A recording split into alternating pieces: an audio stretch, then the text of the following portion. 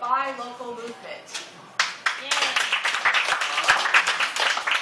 Alright, so in 2007, a group in Philadelphia put a project together where they got 20 artisans together to create a men's business suit entirely from materials harvested and processed within 100 miles. And after 500 hours of labor, this is what they came up with.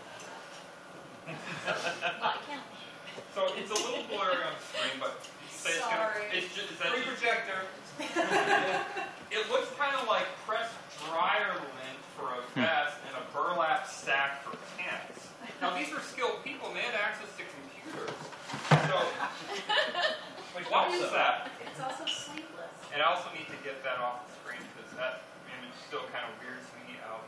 So you can just turn off the projector if you're not going to use it. okay. Yeah. So,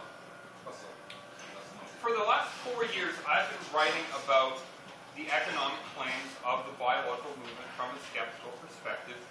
And what I'm going to do today is fight a hydra. And I've only got time to lop off one head. We know what that does, don't we? So the buy local movement has a multitude of arguments. There's the economic arguments, there's environmental, there's community, there's social responsibility, and there's safety and security. Those all have some different arguments against them, but I don't really have time to focus on those today. And just like when we talk with astrologers or with conspiracy theorists, when we knock down one of their arguments, they just leap to the next one. So I want you guys to keep that in mind if you're skeptical of my claims, which I welcome, and I look forward to some good, harsh questions at the end. All right. So the major sources for most of the economic claims comes from, in the buy local movement, comes from two different groups. One is called the Institute for Local Self-Reliance, which is very transparently named as an activist group. The other is a group in Austin, Texas, called Civic Economics. Almost all of the claims of studies will come back to these two. They're not peer-reviewed. These are activist studies, and they don't follow the rules of basic economics. So the main model the localists make is called the local multiplier. And that is the idea that if you have a community and the residents of that community restrict their purchases to vendors from within the community, and those vendors do the same thing, you will create more jobs and more economic growth as money turns over and Sally buys from Harry, and Harry buys from Frank, and Frank buys from Sally. This is actually a rehash of an idea called mercantilism that was very popular hundreds of years ago, and it's been completely disproven and written off in academic economics. So mercantilism was the idea that individual nations need to export as much as they can, import as little as possible, and build up supplies of gold and gems and different precious metals for the purpose of becoming wealthy. The big flaw that Adam Smith noticed is the way they defined wealth was wrong. Wealth isn't having money or gold on hand, it's the ability to command resources. So the big flaw I see with a lot of these localist economic arguments is they concentrate on money, but they forget about the resources.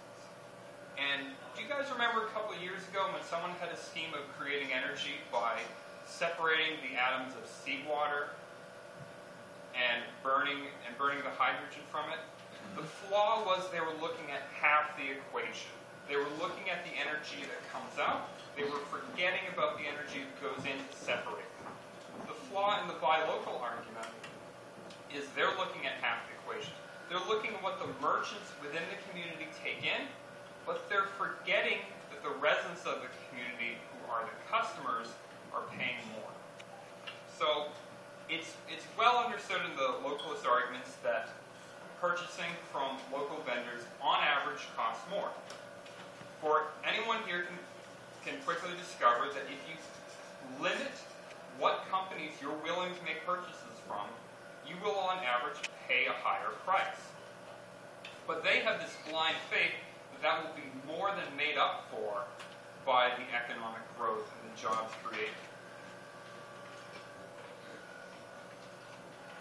Well, jobs are a tricky thing. We've all heard politicians of this election talk about creating jobs as if it's a need within itself.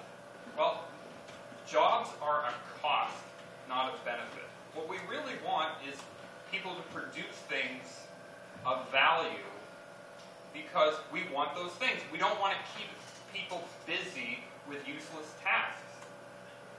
So, with that in mind, let's go back to Adam Smith in 1776 when he wrote The Wealth of Nations and disproved mercantilism.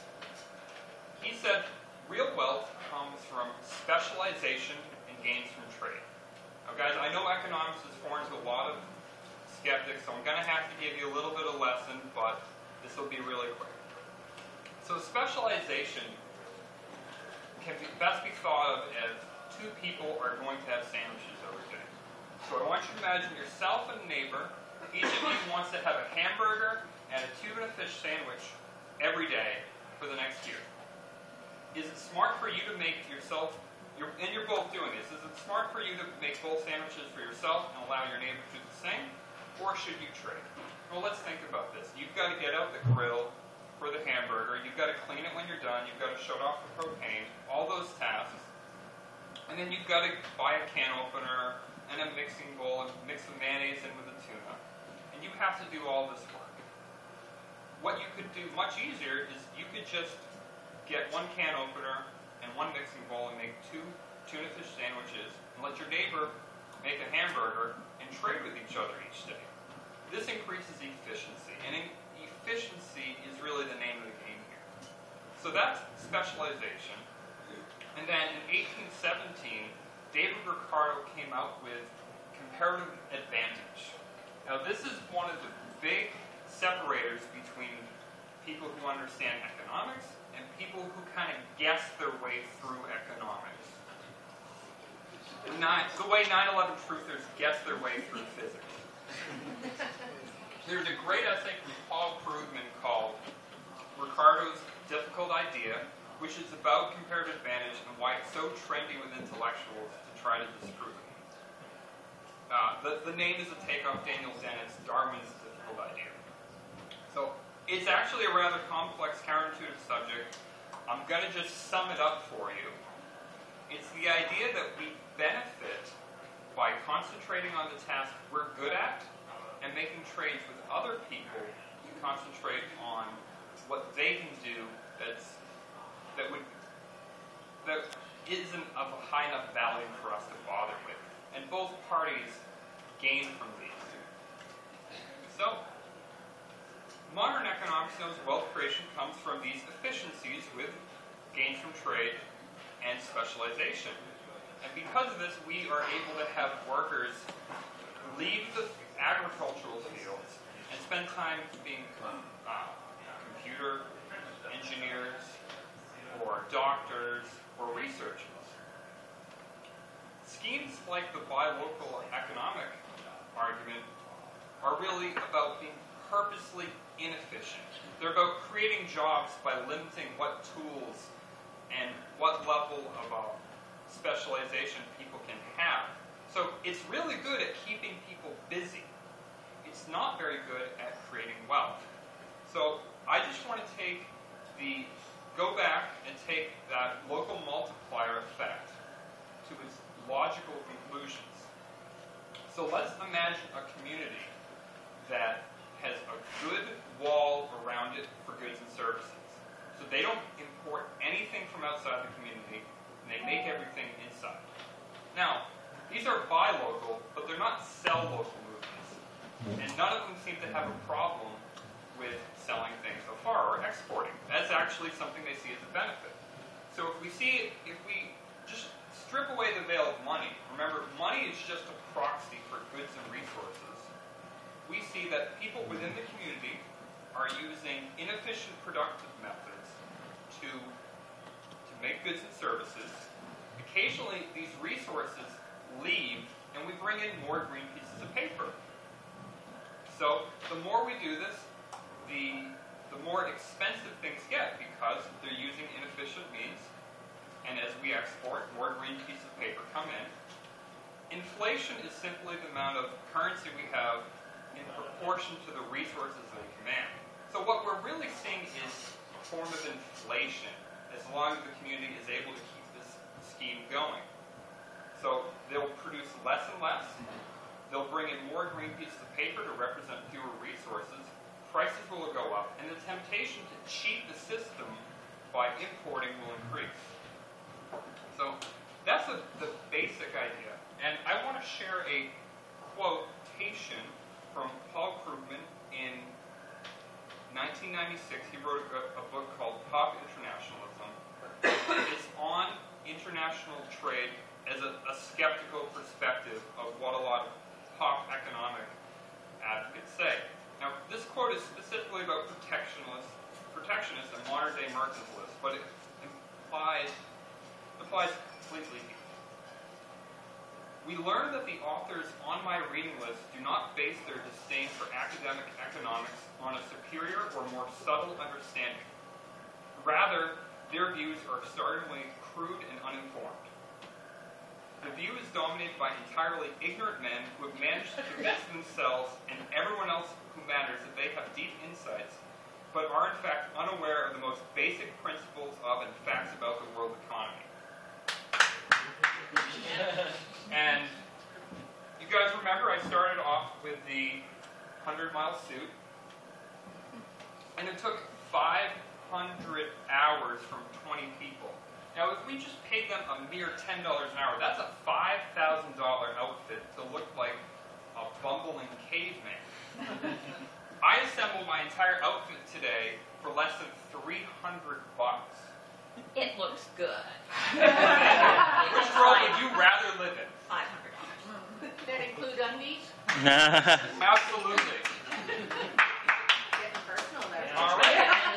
$5,000, I can fly. I see we have a question. Yeah, I have a question that then go back to the tuna fish sandwich and hamburger business. Okay? And it makes sense to keep that locally because it's more efficient and with the specialization.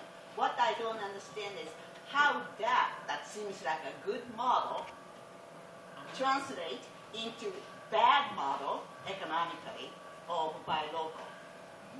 Okay. I don't see that leap. All right. Because something looks good to me. Think of the individuals as communities. Yeah. So you can have the classic example is that England would produce textiles and Spain would produce wine, and they would trade with each other. Yeah. Instead of England trying to stumble their way through wine creation. Yeah, but So the individual communities are specializing in what they're good at. okay, so that you know, when we say by local, you don't consider those two as local, those two as a separate. Well, the local aspect is irrelevant. It doesn't matter how far apart they live. I see we've got some questions over here. Gentleman, Stevie. Me? Oh. Go ahead. I was just saying, if you want to make sort of an even better comparison rather than England and Spain, I mean, the analogy I often think about is if individual states in the United States were allowed to impose protectionist policies against each other, imagine, for example, if because of trade barriers, every state had to have its own car industry, and every state had to grow its own oranges, and every state had to grow, have its own tech industry. If we banned the import of, Microsoft products into Massachusetts or New Hampshire, and if you think about the specialization that happens within the United States, if we had protectionist policies, if we acted as 50 different countries, the amount of growth we have and prosperity we have just wouldn't be there. We'd have a lot lower standard of living, and there's no particular reason to believe that same logic doesn't apply to nations, or even going in the other direction to local versus down the road in your state, buying in your own town versus the next town. Right? So it seems to scale both ways geographically. Who's going to build your hedge trimmers? That's a very specialized product. would every small community have a hedge trimmer maker? Those things would go away. I saw some hands here, man sitting down. When I go into a grocery store and I see, I'm not talking hedge trimmers, but let's say apple. I see an apple here that's growing, say, in New England, and I see an apple that's growing in Peru that's been shipped in. The thing that bothers me about the apple from Peru is that the total cost of that product is not reflected in the price, because the environmental gas, the gasoline, the oil that was burned into the environment is not factored into the capitalist price. So I will tend to buy local like food, because I don't want it shipped around the world. Also, a lot of that Peru stuff is covered with wax. Those apples are covered with paraffin. I don't want to eat paraffin, but they do that to preserve it. I don't want to eat wax, and it bothers me that all that pollution from that tanker or that freighter getting the stuff here for an apple that I can walk down the street and get right. I'll pay a higher price, even if it's because that low price. Actually, that's not a good example about your suit, because the price of your suit does not factor in the transportation from China. Okay. I'd like to answer the question. Okay.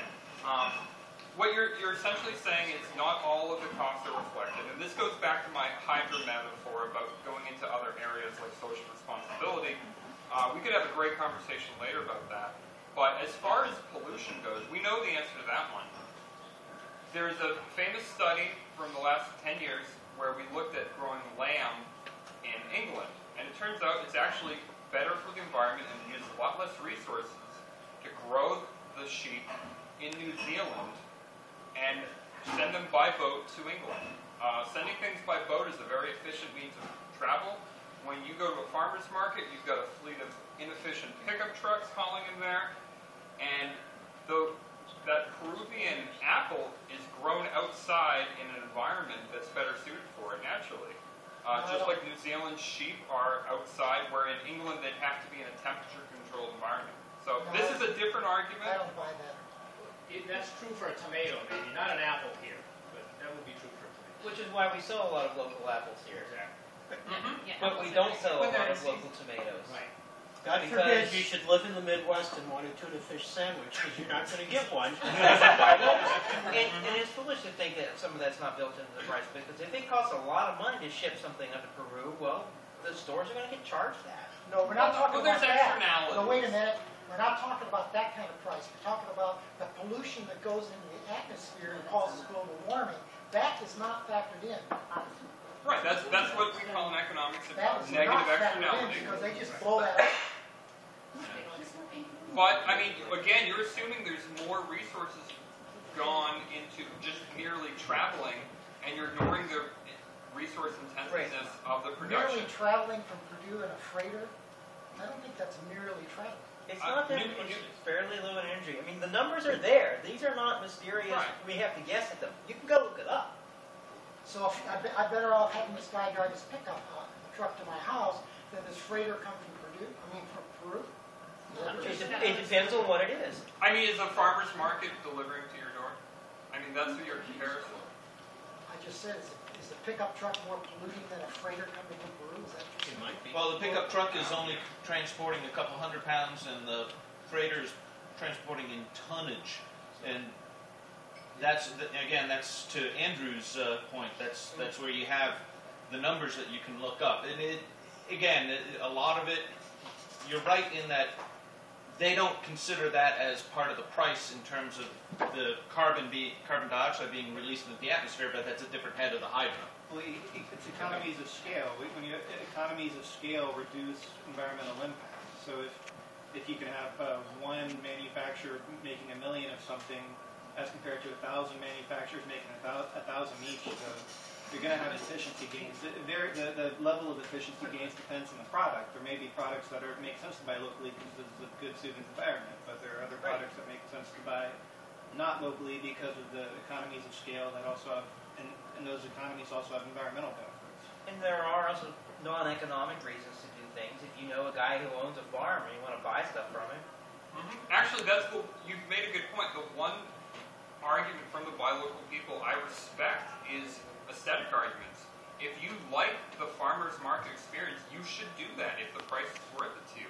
If you like talking to the farmer that produces your food and enjoy that, go for it. I personally get a lot more enjoyment knowing that I'm cooperating with people across the globe, people who may not speak the same language, people who may not even like me in person, but both of us are better off because we've made this exchange. That's my aesthetic, and I love it. Someone who hasn't spoken yet. David. I think the flaw in your argument is that you said jobs are a cost, not a benefit, and this ends up creating people doing useless tasks and not really creating wealth. And in fact, doing a variety of tasks is a form of wealth. When you're measuring, when you're describing resources, you are not including economics, economists do not include happiness. And the non-mercantile argument ends up with Spain doing nothing but growing wine. Everybody's doing it, and you've got to do it because that's our maximum dollar output, and Britain doing nothing but making digging coal. And so, if you factor in as a product the happiness that I got from making bread this morning, which cost a friggin' fortune when I worked out $1, then I think your quote economic argument is flawed. Having said that, there's no question that the buy local movement goes off the deep end.